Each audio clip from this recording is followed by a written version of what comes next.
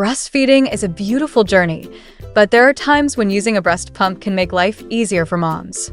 A manual breast pump is a simple, cost-effective option that's easy to use and maintain.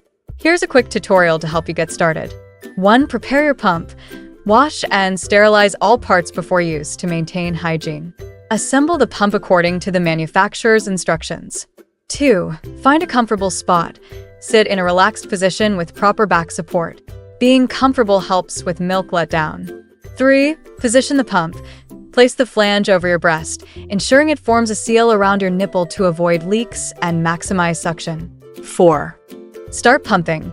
Gently squeeze the handle in a rhythmic motion. Begin slowly, then adjust the speed and pressure as needed. 5. Clean thoroughly. After each session, disassemble and clean the parts to prevent bacteria buildup.